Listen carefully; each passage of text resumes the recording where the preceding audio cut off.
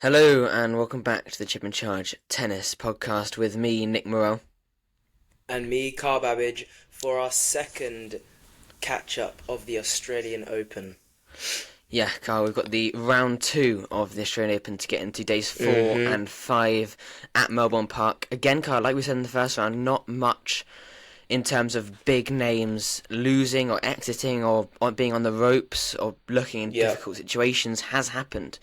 So we've got some fun stories to get into, some obviously the loss of Raducanu we'll get into, as well as a couple of other Brits and some lower ranked players like bringing some excellent tennis to the table, like we said in the first round. And there was a relatively big exit on the women's side, who we'll get into as well, with Belinda Bencic. But Carl, how have you been doing in the past few days? Have you been enjoying the Australian Open? Yeah, it's been a good few watches of the highlights. I've enjoyed quite the matches. I still, like you said, obviously haven't seen much difference from players. If you watched our last pod of the level from last year to this year, it just feels like a continuation of 2025. So nothing crazy. But I still quite enjoy watching. Who doesn't like to watch the top seeds for very avid tennis fans and all that. So yeah, it's been a great start to the slam, and I think it's only going to get better from here. We're getting down the ranks slowly. It's slowly starting to become high level tennis every round by round, and I think this is where everyone's got to start turning their TVs on, getting the volume up, and getting really stuck into this one because it's going to start getting good. I think, Nick.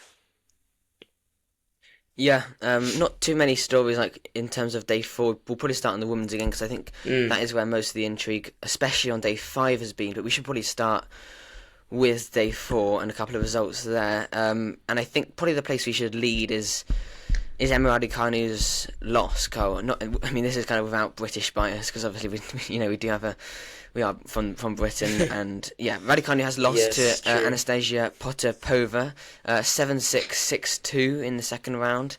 She obviously won her first round match against the Thai wildcard. An hour and 32 minutes this was to Potapova.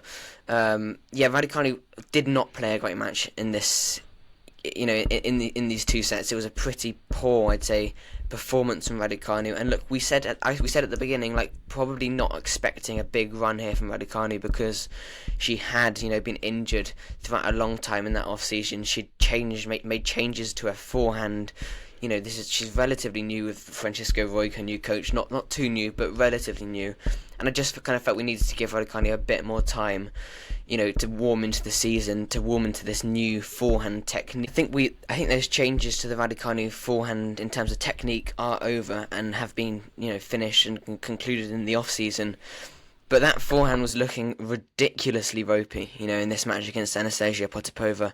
Like, there were numerous unforced errors in just really kind of uncharacteristic times in this match, and the unforced errors dramatically outweighed the winners for Raducanu in this match, and it was a pretty like starkly poor forehand performance from Raducanu, and the forehand hasn't typically been the shot that's let her down in these matches, but it was significant. It was like the shot that like stood out as the shot that was like needed improvement going after this match, and that change was, I think, Francisco Roig's idea, her coach, and I mean, I mean, she's I think it's extending the take back on the forehand, which seems a strange thing to do to a forehand. What we always see is players shortening take backs on forehands because that's the modern game. It's coming at you a lot faster. You've got much less time. You haven't got time for these big loopy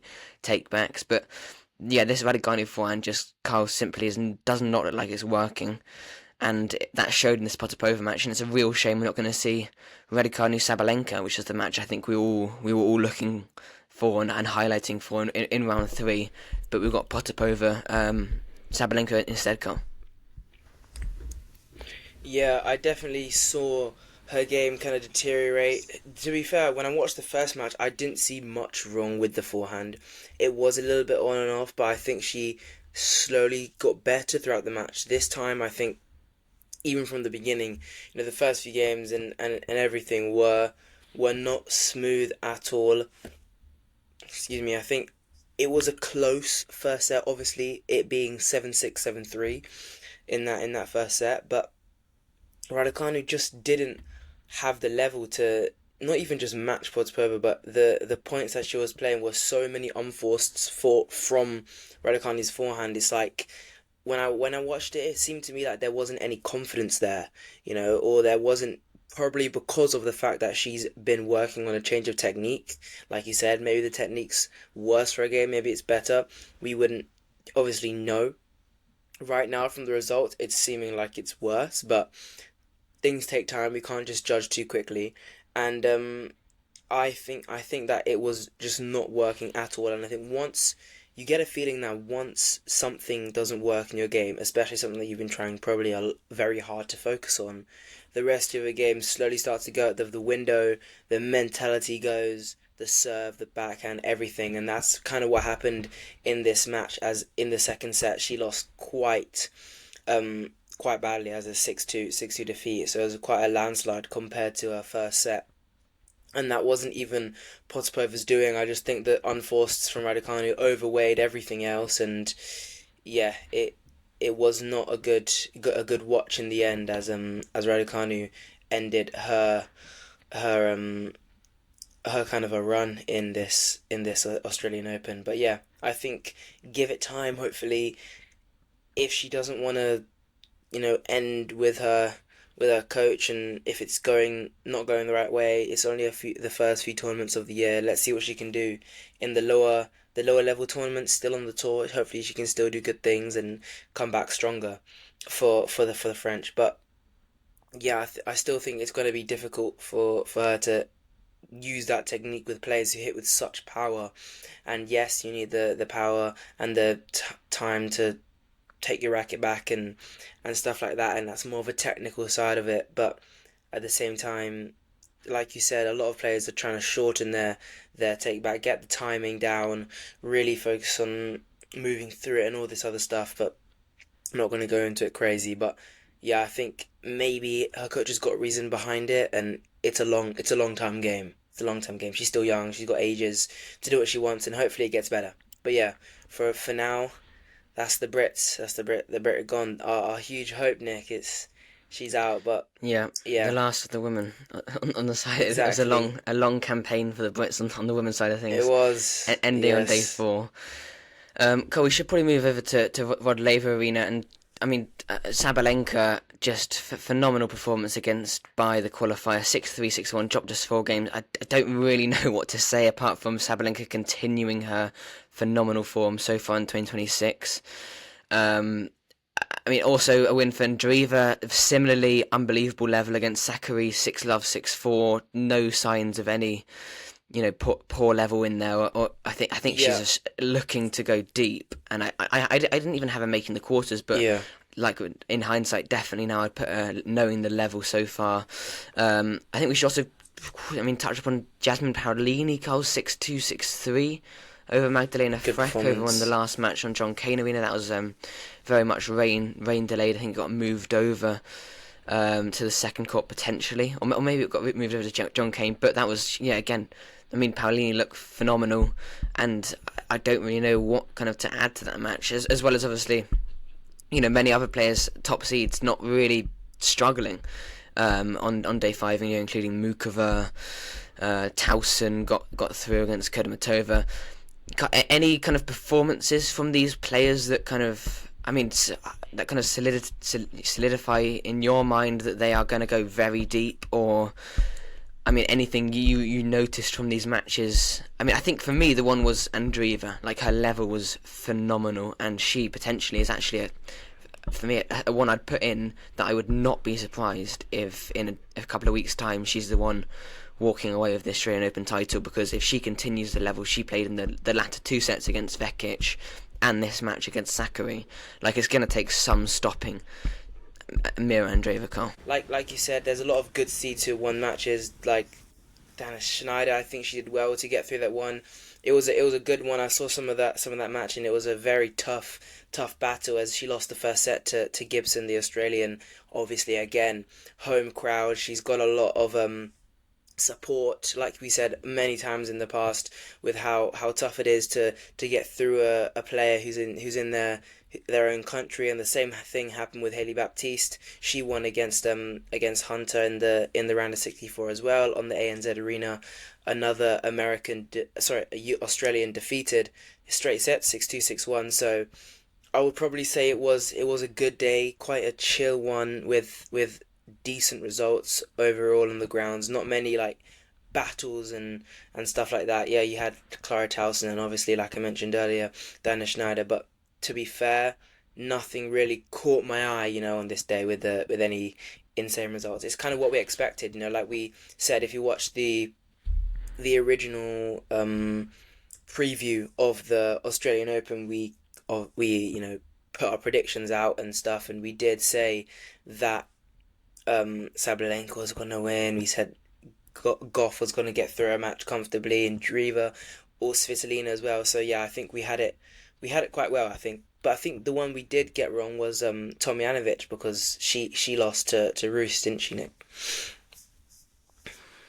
I didn't have Tomljanovic making a deep run, to be honest. I mean, look, she is a player that has. Actually. She's a player that has potential. Like we know, like her amazing Wimbledon runs. She had a run here. I'm pretty sure she had a run here at the Australian Open. But like, I mean, that kind of form has disappeared, and it's a real shame, because she is like a really exciting and fun player. Another match also. I mean, it wasn't a good day for the Australians, really. A loss of Priscilla Hon as well to Iva Jovic. That was the last match of the day, 6-1, 6-2, a pretty much an annihilation. Also, like you mentioned there, Carl, Svitolina, a very clinical win against Klimakova, I believe, the qualifier from Poland. Yes. 7-5, 6-1 in an hour and 15 minutes. Yeah, not really many headlines on day 4. Seeds extremely comfortable. Okay, we probably should go on to day 5 on the women's side of things, and I think that the headline so far from the Australian Open on the women's side, in terms of the biggest seed, the biggest name, potentially even a title contender falling by the wayside in just round 2, was Belinda Bencic, the 10th seed, who was in unbelievable form coming into this tournament. She'd won every single one of her matches at the United Cup. She'd played unreal tennis there, but then again, perhaps we shouldn't have read too much into that, because basically whenever every single time she plays for Switzerland, she plays unreal tennis. Like when she won the Olympics, like, I mean, she just steps up her game whenever she's playing in that team environment for her country.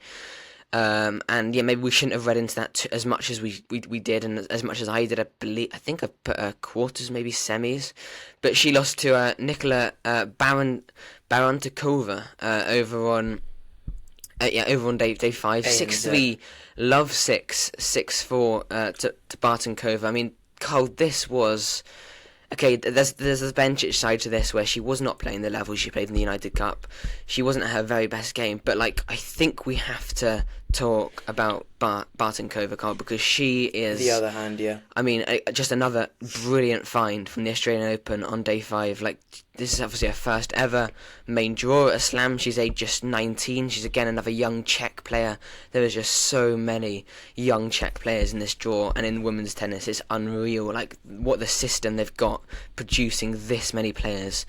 Like, really crazy stuff from Czechia. And I mean, she has got some character as Bartunkova. She's an absolute shot maker, especially when she's been pushed into the corners. Like, she's just got vibes. She brings vibes to this match. She got the crowd involved. She pumped them up, and it kind of got her energy going as well. She's got this extremely explosive game on her forehand and on her serve as well, and this pretty solid backhand that doesn't really give much away. This big game, and it's a solid game as well. It's consistent and it's reliable. And I mean, she's just got this like passionate like style of play, and I think it's again like we were talking about on the last pod, like lots of players that we found, like Chen, Ayala, all of these players that just bring like life and energy to the WTA tour, and that was continued with Bartunkova. Like, what a match she played, and what a player as well, Carl. Like, just someone you want to see emerging from the WTA tour, because she can only be good for this sport, and a remarkable win. Beating a top 10 player in a main draw in a maiden slam. Like, remarkable story, remarkable player. And we hope, I hope that she's gonna, continue this form for many years to come. Exactly, it's like she's got a lot of comrades, mates who obviously are from Czechia as well and are doing incredible things for themselves in the sport. And it's just the fact that she's so young, and I always love the players who bring the energy. Me personally, I want to be like that when I was try and get to my highest level. I want to have that energy. I want to get the pump out, and I think that's what she does so well. And it's great to see. Honestly, it brings in so much audience and so much love for the player, and I think that's what gets people gravitating towards her, and that's exactly why we're mentioning her, and not just the personality but the game as well. You mentioned her being an extremely, like, not one shot wonder, but she really brings out her best under those pressure kind of moments when she feel like she's off on the run, or when she's really in a big situation. I think she does take one out and just go for it, no fear type of thing, and that's one of the best attributes you can have in your game, when you obviously take risks, knowing what you're doing and trusting in yourself. So for her to just be so young, 19, and already be not just playing plays like this, but beating players like Belinda Bencic, who we honestly both had as a top contender to not just get to the semis but even finals or win, because of the way she was playing in the first round. And yeah, maybe that was an overstretch, because like you said, the way she played in tournaments for our country compared to the way she plays in tour level tournaments, very different. But at the same time, we still have high hopes. We want so many of these players to do well, and I think it was just a step too far for Belinda Bencic to get there. But she hopefully will come back stronger.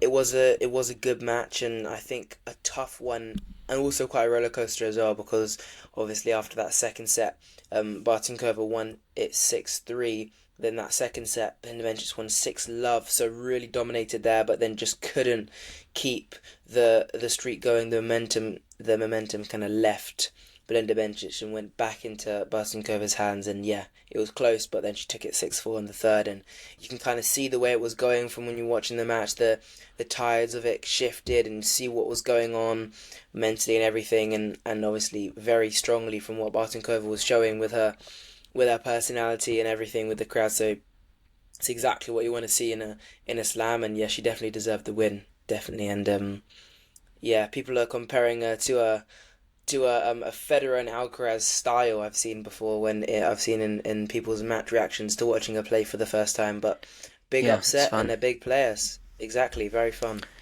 Yeah, and I mean, another thing worth mentioning, like we talked about the crowds last pod and how they're perhaps a bit too crowded, but like this was like late at night, and there were a lot of true hardcore fans you felt watching this match, and the energy was absolutely unreal. For Bartunkova, and she really played into that as well. So full credit to her. She's got Elise Mertens next, the 21st seed, which will be another tough test. But I back her, I think, to get through it. But then again, we can't expect too much from her maiden slam. I think this is already a good enough one. If she left 6-love 6-1 in the next one, I think she'd probably sign for that coming into this tournament. Yeah. Yeah, we probably should mention, I think, Naomi Osaka and her win over Sorana Cirstea, 6-3, 4-6, 6-2 in 2 hours. I mean, she played some great tennis.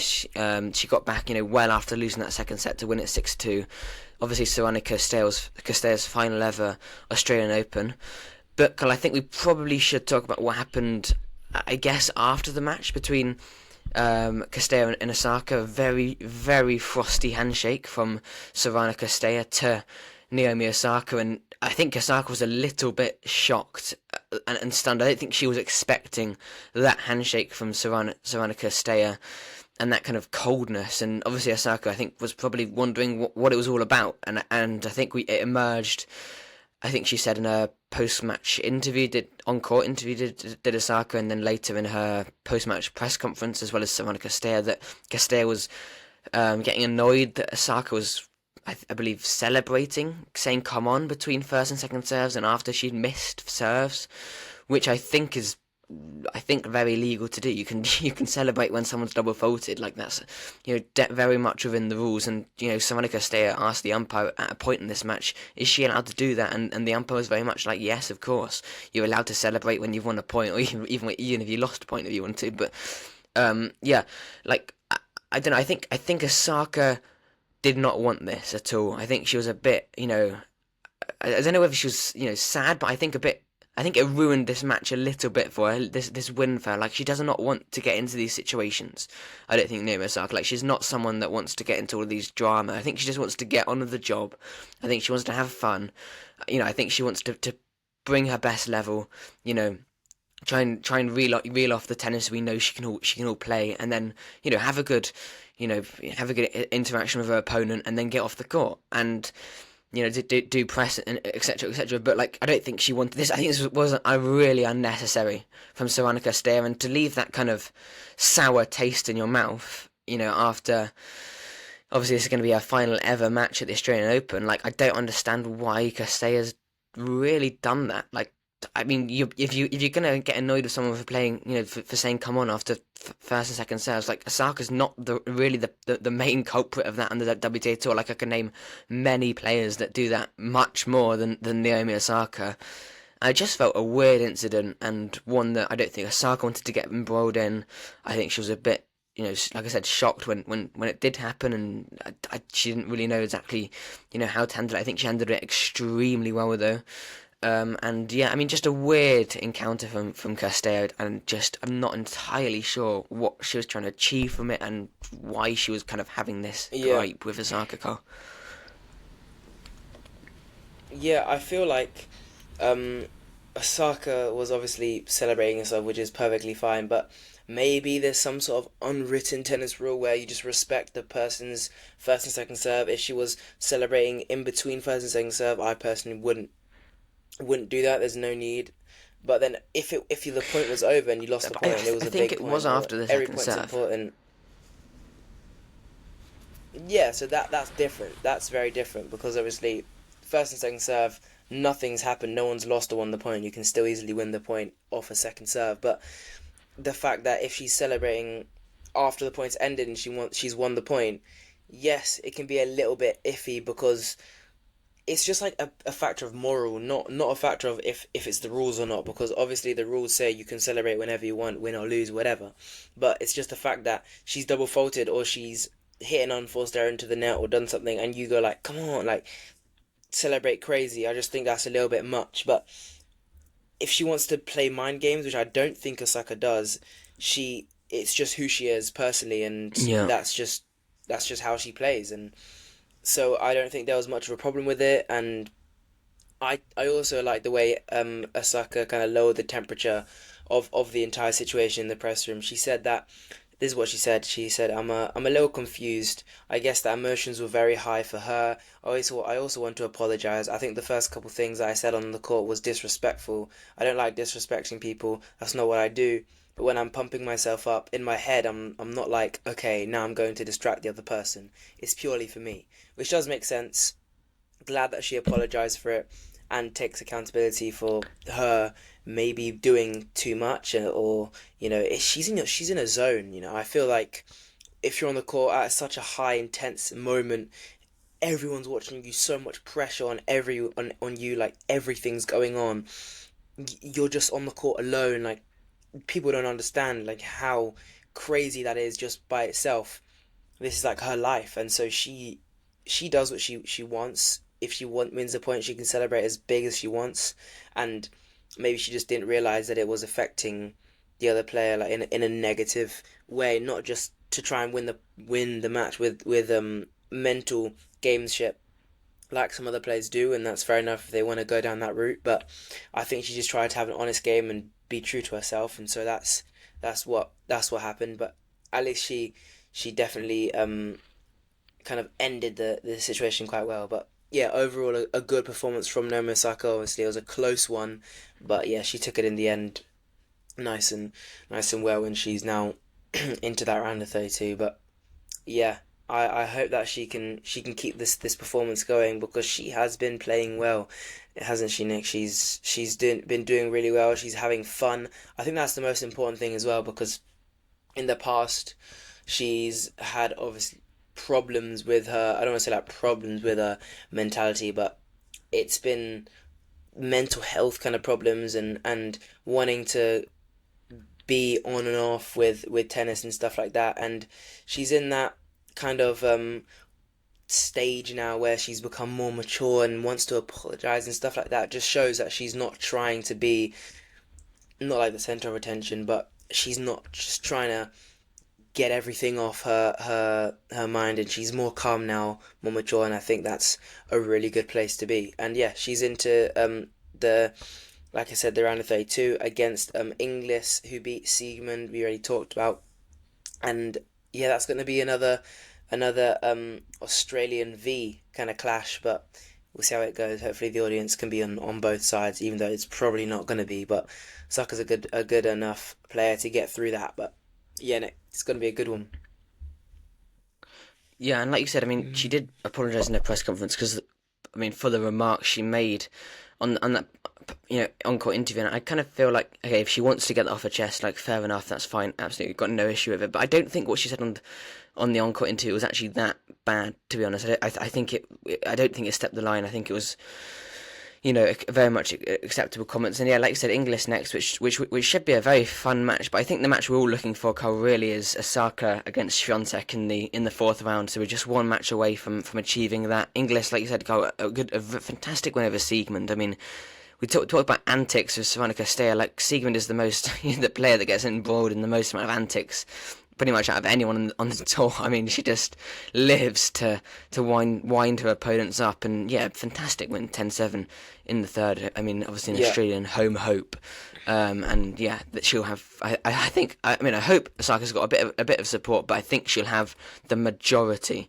of support. On when would that be? Probably day 8 or no, day 7. Got a couple of other results, including Jessica Pegula's win over McCartney Kessler, 11-2. Again, just fantastic performance from top seeds. Throughout this whole day. We're back in a 5th seed, got through very comfortably, 7-5. 6-2. My pick for the title, Anisimova, still in. 6-1, 6-4 against Katerina Siniakova. Madison Keys came through a tight second set, 6-1, 7-5. She fended off some. I mean, I think Kruger was serving for this match a couple of times, so she played well to defend that off. And yeah, good performance from Keys overall. Noskova, the 13th seed, through in 3 sets against wildcard Taylor Preston. And Świątek over on the John Cain Arena got a very comfortable win against another fun teenager, Maria Bushkova from Czechia. So yeah, lots of matches and lots of wins, I think it's fair to say, for top seeds. And I don't really come away from day 5 knowing much more about those top seeds than we did kind of going into the tournament or going into this day, because they all just came through as expected, like we predicted. I mean, day 4 was pretty much with day 4 our predictions were correct on every single match, because we did go for the seeds and the seeds won, and sometimes that does just happen. It's perfect. Yeah. Carl, we should probably move on to the men's side of things. Yeah. Yeah, at least it makes us look like we know what we're talking about, kind of. Yeah, getting our credibility back up for about a year of very poor predictions, but there we go. The men's side of things, Carl, on day 4, I reckon again no shock losses. I think we probably should start, I think, Carl, with Carlos Alcaraz, his win against Yannick Hanfmann. Hanfmann played like really good tennis in this match over on Rod Laver Arena.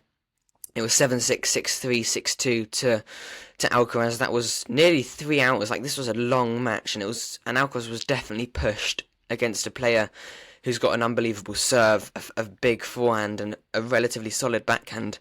Like, Hanfmann's not a play any top seed would really want to be seeing in the second round. And I think Alcaraz stepped up to the plate. I think he played some pretty good tennis in the latter two sets. Yeah. Won the first at 7-6. Hanfman played really good tennis in that first set. And then a pretty comfortable routine for Alcaraz in a match that he came out of his comfort zone. And I think a perfect warm up in these first few matches for Alcaraz. Being tested but not going the distance, not losing a set yet, and fine tuning all of his skills, and shots ready for the latter stages, and in particular, that the final with Jannik Sinner, which is probably gonna happen.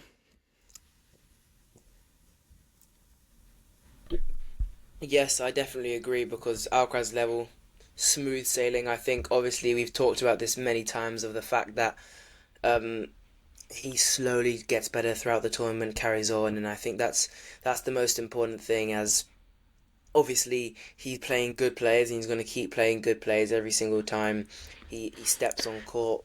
Obviously, as the rounds go on, but Yannick Hanfman took him to the test, and I think even in the first round, Alcaraz had to play a good player, obviously, and he was a little bit more iffy. But now that the matches and the draws are slowly closing in, it's getting cut. It's the half and half and half. He's become more consistent in this match. A good straight sets win. Every single set, he had a better scoreline.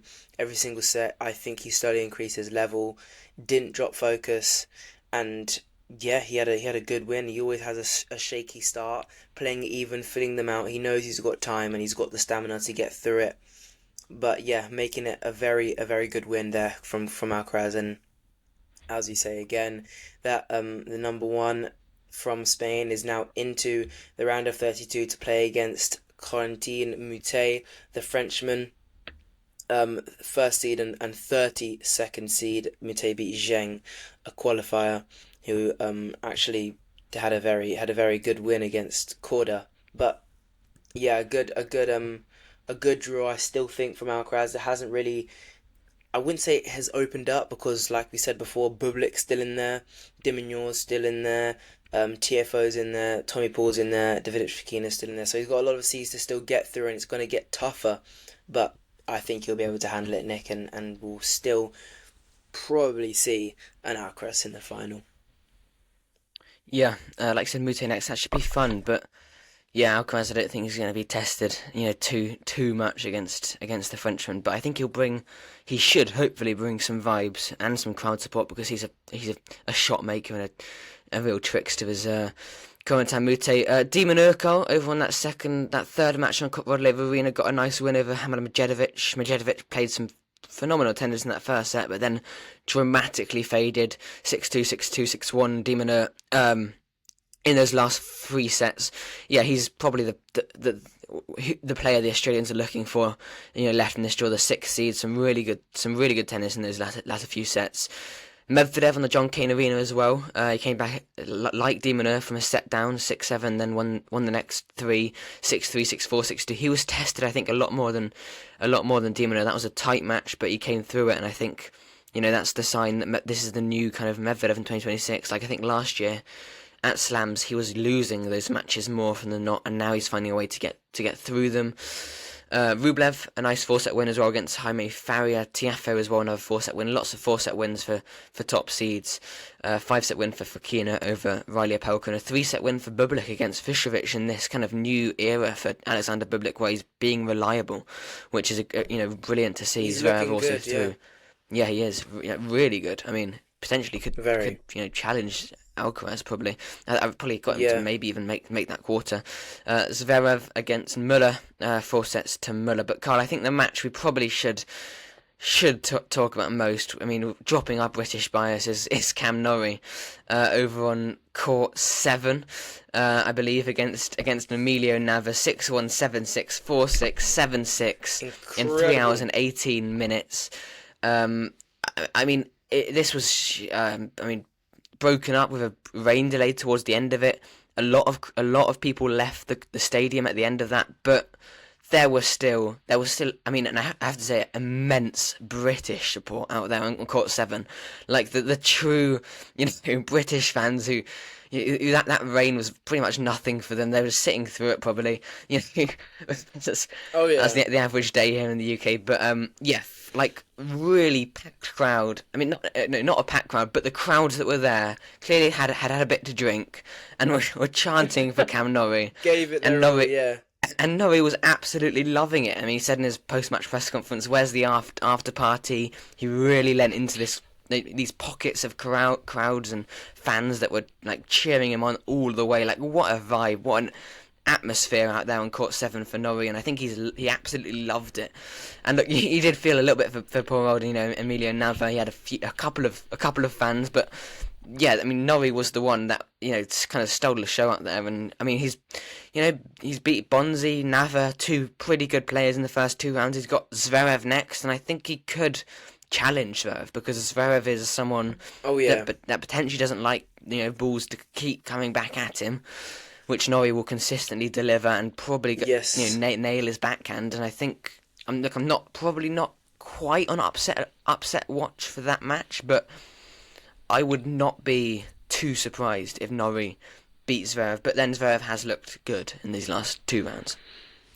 Yeah, I think it only comes to a point. There's a time when Zverev needs to start hitting balls, hitting winners, and making these plays. And I still haven't seen him do exceptional amounts of that so far, as what you would want from a very high quality seed, from someone as good as Zverev. But he's coming close. I think Cameron Norrie, we've got a lot of hope on his shoulders. I was literally trying to think if he was going to be like trying to say to the crowd in the encore interview, guys, same time tomorrow, yeah, same time in 2 days already. But yeah, hopefully they come back for him in the next one, because he will need it.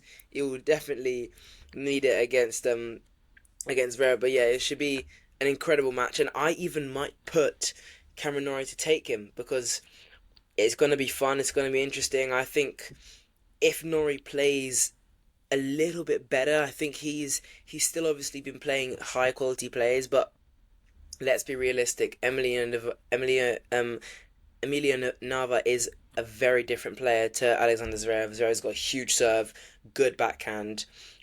I would kind of say iffy forehand sometimes, consistent so far, but when it comes down to it, we'll see. But yeah, I think it's gonna be a very good match, and I hope, let's just say, that Cameron Norrie can take the win on this one, and it would definitely be an upset, and it'll be a huge one that we definitely have to release there. But yeah, it's initially a great win from Cameron Norrie, 6-1, 7-6, 7-3, 4-6, 7-6, 7-5 in the fourth set. So a very, very long match, but he made the most of it, and obviously with the rain delay, he had to reset, get back out there and do his thing. But yeah, honestly, he played extremely well and deserved this win against Emilio Nava. So yeah, we'll see Cameron Norrie in the next few days after we comment on his win, hopefully. A Brit that unfortunately did lose, though, was Arthur Ferry. That was earlier on in the day over on court 7. So Norrie getting a bit of revenge over there for Arthur Ferry's loss to Martin Etcheverry. Played some great tennis there, did Etcheverry. Yeah, I mean a good result, I think, for Ferry. Beating Kaboli. Marijan also beat Majak, I believe, in that second round, as well as Borges against Borges against Thompson, and Tommy Poole against Thiago Tirante. So that's kind of the full roundup from day 4. Carl, day 5. I'd say again, no top seeds out, but like there was, I'd say a few more stories, and I think the story, Carl, where we probably should start is with 40-year-old Stan Wawrinka over on the Kia Arena, just absolutely rolling back the years. I mean, he won the longest match so far at the Australian Open 2026, 4 hours and 33 minutes in his final ever Australian Open at the age of 40. Like, incredible. Like, his 49th 5-set match of Wawrinka's career at Grand Slam events. That's the most ever out of any player active, or retired on the men's side of things. That obviously surpasses Roger Federer, who's on 48 before this match. I mean, he is like.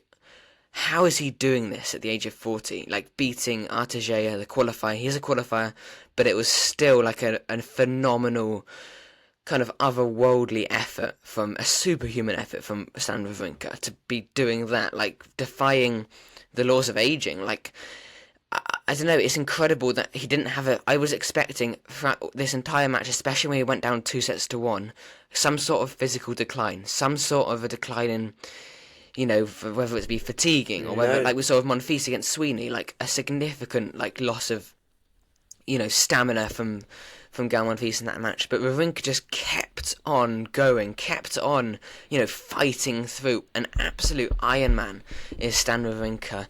Like an extraordinary feat was this match, and I think he's kind of changed his style a bit, where he has actually gone now, okay, let's drill back to the basics, let's make the first serves, let's put the pressure on Arthur Gea, let's, make sure we're making all of those shots we should be making, but also, adding a little bit up on those shots, a bit more speed to try and close out the points in short amounts, and not have to rely on this. Obviously we know he's got the most unreal backhand, and obviously we know he's got this shot making like no other player, and brilliant slices, but it's actually like, let's not rely on that to win when you're aged 40 years old. Let's go back to bread and butter, which is what he did fantastically. And first strike tennis from Wawrinka was extraordinary. He got the crowd involved again. The crowd were loving him, and like, if he loses in the next round, Stan Wawrinka, which I'm just checking who he's got now. He's got Taylor Fritz, which he probably will lose, although Fritz has got the knee issue, which is ongoing. But if he loses that match comfortably, then I think this is a positive way that Wawrinka exits his Australian Open career, because he's really rolled back the years, given the crowd something extraordinary. I think he's given himself something extraordinary in this match, and I would be very happy if I was Stan Wawrinka, playing this level, really this also run. Deserving his wild card as well. Oh yeah, 100%.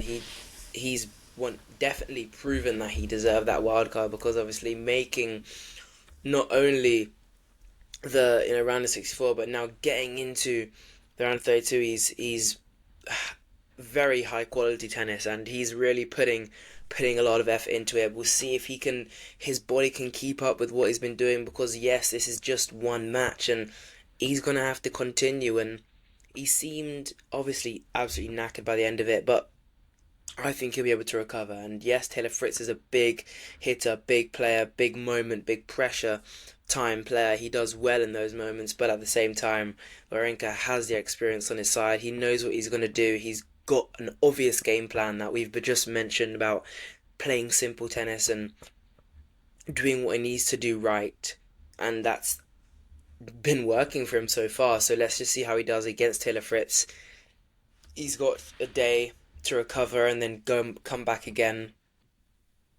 But yeah, he definitely did a lot to get through this one, as going to 5 sets for 4 hours is crazy numbers.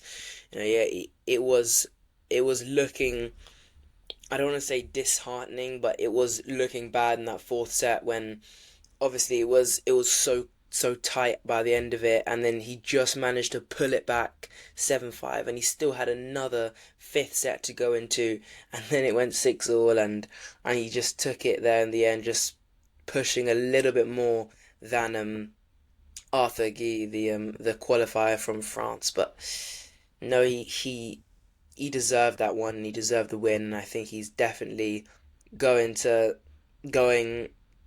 hopefully to see what he can keep doing throughout this match, throughout this tournament. And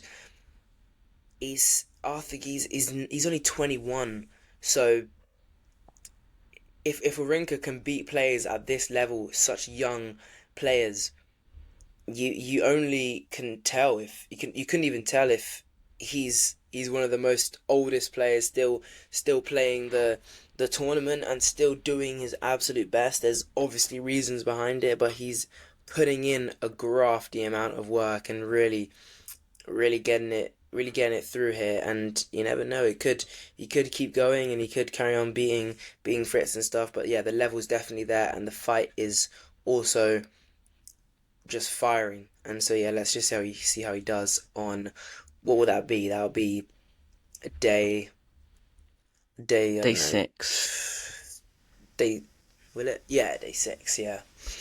So yeah, can't wait to see that one. That's gonna be a big match, Wawrinka and Fritz. Yeah. I mean, yeah, it'll be interesting to see because, yeah, I think Wawrinka, if he comes out with another effort like that, then, like, I think he's a serious superhuman. But, like, I think this probably could be the end of the run because, he's 40 years old. He's just played, like, a lot of tennis. I don't think we can really expect too much more. But then again, Fritz is struggling as well. Carl, I mean, this day really did kind of feel like like a rollback year, like a rollback day, because I mean, lots of these matches could have been happening in 2016. Marin Cilic getting a win in the second round of a slam, Stan Wawrinka getting a win in the second round of a slam, Novak Djokovic coming through very comfortably. Like, this really did feel like it could have been 2016, because Marin Cilic getting a very comfortable 3-set win over Denis Shapovalov, the 21st seed, 6-4, 6-3, 6-2, continuing Yeah, his wouldn't have expected phenomenal that. form in that first round. I mean, he's not dropped a set yet. He got two bagels in that first match, and he's looking in imperious form, as well as Novak Djokovic. Against Maestrelli, dropped 6-3, 6-2, 6-2. I mean, phenomenal tennis from Djokovic as well. I think just again playing like we're talking about with Wawrinka, like not expending too much energy, not putting his body on the line too much, making sure he's going to be there for the latter stages of the event, which is where he's kind of come short the last few slams he's played. Musetti looked very good against Sonego. Sinner again, like I don't really know what to comment about this match. Very comfortable. Did not really learn anything new about As Yannick Sinner, usual. apart from he's just a phenomenal force against pretty much every player on the tour. Beat Duckworth 1-4 and 2. Rudd 3-set win as well against Hammer Moon. That was a big win actually for Rudd. A good win, as well as Shelton, 8th seed, got a very comfortable straight sets win over Dane Sweeney. Yes. And perhaps, I mean, another big one, I think, was Tsitsipas's loss to Mahatch over on the ANZ Arena. 6-4, 3-6, 7-6, 7-6 to Mahatch. I mean, yeah, poor times, sad times for Stefanos Tsitsipas. Like It really is. perhaps the beginning of the end, or perhaps that was even earlier, because, this form has been going on for a long time, and I'm surprised he's even still a seed, to be honest. But, yeah, Carl, from all of those matches, any that jumped out from you? I mean, Cilic probably jumped out at me the most, as well as probably Mahatch over Tsitsipas. I mean, Cilic is someone that just blows absolutely hot and cold. Like, if he's on his day, he is, like, he can hit through anybody. His ball striking is, like, literally unreal. Like, I mean, Wimbledon last year against Jack Draper, like, it's so solid, and it's hard to really fight against when he's in the zone, when he's redlining it, like when he won the US Open. But he can also lose to players that you'd expect him to beat very comfortably. And he's in that form of the former. He's in the form of that redlining, which is fun whenever he's in that form. It takes someone very good to stop him. But Carl, what were your kind of other stories from around the grounds? Anyone that kind of jumped out at you? Today, I probably would also mention Mencic as well, just to touch on him, because he's obviously, being the 16th seed, has a lot of expectation, and we talked a lot about him actually last year, about how we think where he's going to progress to, what his future looks like, and it was looking strong. He got injured, I think, towards the summer of last year, and he wasn't doing too well. He kind of dropped down, but I think now he's playing well. He did beat a qualifier in straights, but it's a good thing that he's now into the round of 32. Hopefully, he's going to get back on his high horse and just ride through the tournament as we should. And again, I don't even want to talk about Tsitsipas, because we've mentioned his name in vain too many times. And negativity. It's been so long since we've had a good conversation about Tsitsipas, and yeah, let's just hope that he can get back to it. But I don't know, I doubt it. maybe her catches loss, Nick. Maybe is that Yeah. a big one because he lost to Ethan Quinn, and Quinn's a good player, a good American.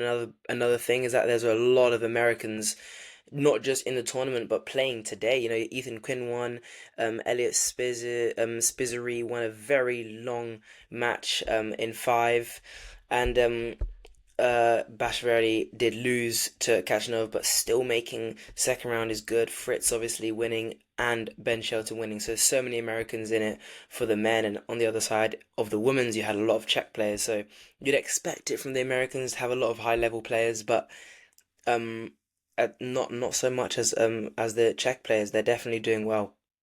But yeah, getting back to the Hurkacz match, I didn't see too much of this, but it's just the fact that I don't think I wouldn't have put down Hurkacz to lose. Let's just put it that way. You know, I don't think he should have probably lost this match. He made a very high amount of unforced, and he didn't really serve as well as he normally would have, I think. And I would probably just put Ethan Quinn to lose this one, or at least 4 sets or five if Hurkacz gave a push, but he just didn't. He didn't really. I don't know if I don't want to say he didn't really care, but he didn't put his all into this one and really try and get through it. And maybe there's other reasons, but I think if I had to put down that match and bet on it, let's say I'd put Hurkacz to win on that most times, like around 80%. But yeah, was not his day, and yeah, that's probably the only match that really stood out like a kind of match that really I don't think should have happened. Yeah. But yeah, other than that, good all round. Rudd getting a good win against Hamimuna. I already mentioned that in straights, and yeah, nothing else. All the big guys are still through, so that's what you like to see, really, isn't it? Yeah.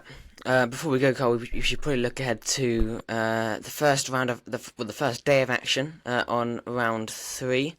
We're down to just the main 3 courts now. I mean, oh no, sorry, the main 5 courts for the singles action. We should probably go through our one-word predictions. I mean, that's kind of what we've consistently done at the Australian Open. Yeah, we should probably perfect. start on the Rodleva Arena, Carl, number 1 seed, world number 1, Arina Sabalenka against Anastasia Potapova. I'm gonna go Sabalenka for that one, Nick. How about you? Yeah, exciting, bold, punchy. Sabalenka. Yes, Alcaraz very. Mute. Number 1 seed Alcaraz. Yeah, can't go against him. Followed by, in the night session, Tiafoe de Minaur. That's going to be an exciting, fun one.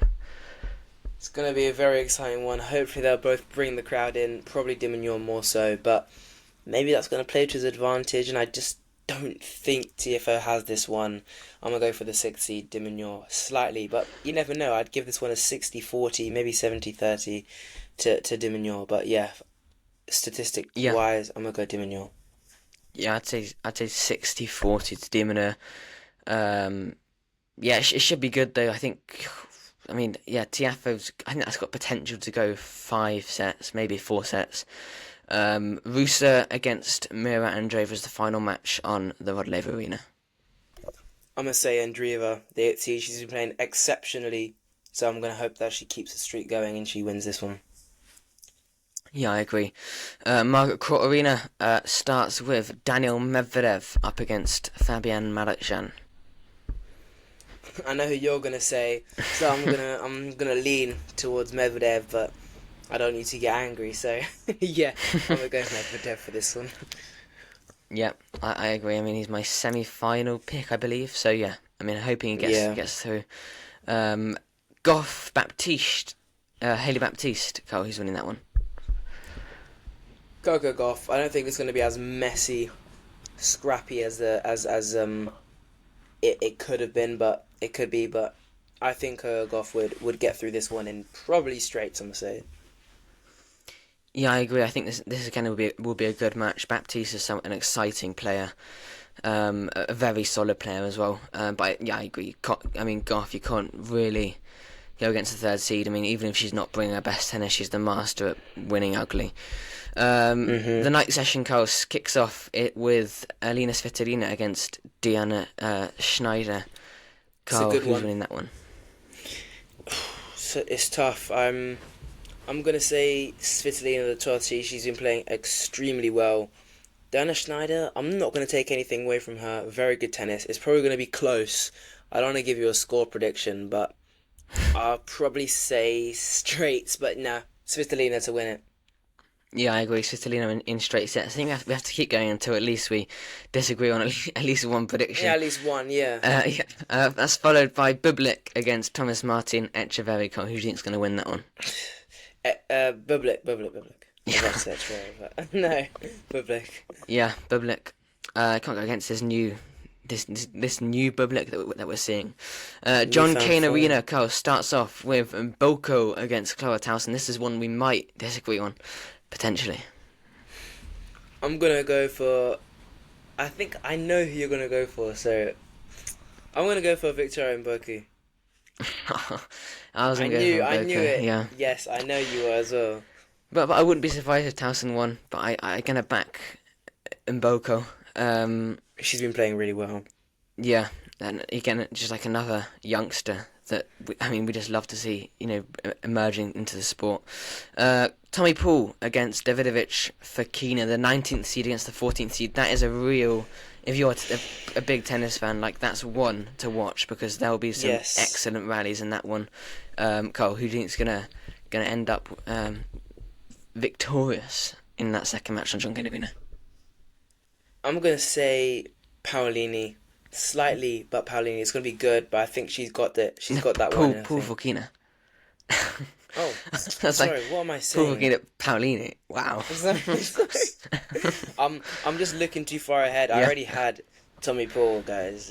I'm joking. No, Tommy Paul to win that one, I think. I'm getting ahead of myself. I'm going to go for Fokina. I think Fokina's going to win it. I think he's playing pretty good tennis. Probably should have beat Opelka in straight sets, but got through it in 5. But I'm going to disagree with you. We've got to have some sort of disagreement on the Triple Charge Tennis podcast. Yes. That's followed by Jovic against Paolini, again another young, fun teenager. Jovic, I think we know who my pick. Yeah, I think we know who you're going for, Carl. Either Jovic for you. No, I'm joking. We're both going for Paolini.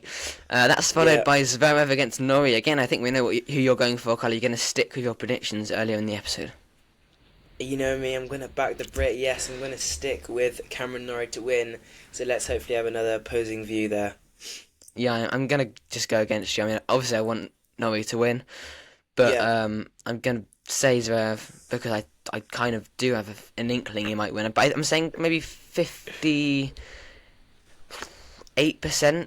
Zverev. 42% Norrie, maybe 45-45. I'm going to go like a 54. I'm going to go like a 54-53 to Norrie. For Norrie. Yeah. We should probably finish off the order of play considering this is our final court for singles action. Over on the Kia Arena, Carlos opens with Lerna Tien, the 25th seed, against Nuno Borges. Yes, I'm going to go with Lerna Tien to win that one, the 25th seed. Yeah. I agree. Zeynep Somnes against Yulia Putintseva. Somnes, someone we didn't touch upon, but got another nice win against Anna Bondar in the last round. Will Somnes' run continue as she advances into the third round? It's an interesting one because Somnes has obviously been playing really well, but I think Putintseva's got the consistency, the experience, and the level to win. So yeah, I'm going to go for Putintseva for this one. Yeah, I think that's actually a really fun one as well. If you're like a big tennis fan, like Putintseva will bring some wild drama. Somnes will bring the fans. Putintseva will want to, bring drama with the fans and go against them. So that should be a very fun one. Putintseva always someone that brings a lot of spice to her matches. That's followed by Mukova against Magda Linette. Carl, who do you think is going to end up with the win in that one? I think Karolina Mukova is going to take this one. 19th seed. Yep. Yeah, she's just got it. I'm going to go with her. I agree. And the final singles match from day 3, Carl, Francisco Cerundolo up against Andrei Rublev. This might be the most toughest one to actually pick because yeah, that is tough. Cerundolo's so consistent and Rublev's very inconsistent. But Rublev's such a big hitter and Cerundolo's not as big as Rublev, obviously. But Rublev is pretty consistent. he's pretty consistent, but not as consistent as Cerundolo, let's be real. No. Yeah. Two massive forehands. Yes, from both yes. of them. Yeah, I'm going to go for Cerundolo. I'm going to go for Rublev. I think Rublev is going to want to make quarters here. Yeah, I mean, that again, another fun match. Lots of good matches, actually. Lots of entertaining matches on day 6. Yeah. So we'll catch up with all of those matches as well as the matches on day 7 where we don't have the order of play yet, so we can't go through that one. But that will also be, I believe, the start of juniors. I mean, the tournament's gone so quickly already. But yeah, we'll be back after all of that action it will be Saturday. For our... will it be tomorrow? No, yeah, Saturday. For our Australian Open Round 3 review show. But hopefully you've enjoyed this episode. If you have, please make sure to share it around to any people, any of your friends, tennis group chats. Put it in there, as well as downloading it, following us, rating us, Yes. doing everything that it says at this episode's description. Most importantly, though, we will see you for Australian Open Round 3 catch-up. We'll speak to you then, but for now, that is a goodbye from the Chip in Charge Tennis Podcast. Built on 25 years of dominance, Adidas has just unveiled the 14th iteration of the Barricade tennis shoes, and this one is all about control. The new Barricade is lighter, more stable, and for the first time in tennis, features a light traction outsole. That patterned light traction outsole improves traction and durability while making the shoe lighter than the previous model, a huge win for modern baseline battles. An underfoot, a major upgrade. Light Strike Pro foam in the forefoot delivers improved energy return and a more explosive push-off. The first time it's ever been used in an Adidas tennis shoe. In the heel, you've got Repetitor foam paired with new stability chassis, absorbing heavy impact and keeping you locked in during aggressive moments. Fit and comfort also level up. A new last improves midfoot support, and increased toe spring promotes a dynamic stance, and a cushioned collar and tongue keep you secure and agile. The classic white and black colourway stays true to Barricade heritage. Clean, versatile, and built for the modern game. Premiering at the start of 2026 season, the Barricade will be worn by Kasatkina, Mukova, Tsitsipas, Auger-Aliassime, and many more. Priced at $170, is available now in women's sizes UK 3.5 to 10 and men's sizes in the UK 6 to 15.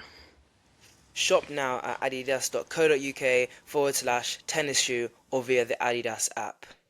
The new Adidas Barricade. Built on legacy, designed for control. What's up, guys? This is Ben Sheldon. Hey guys, I'm Chris Eubanks, and welcome to the Chip in Charge Tennis Podcast.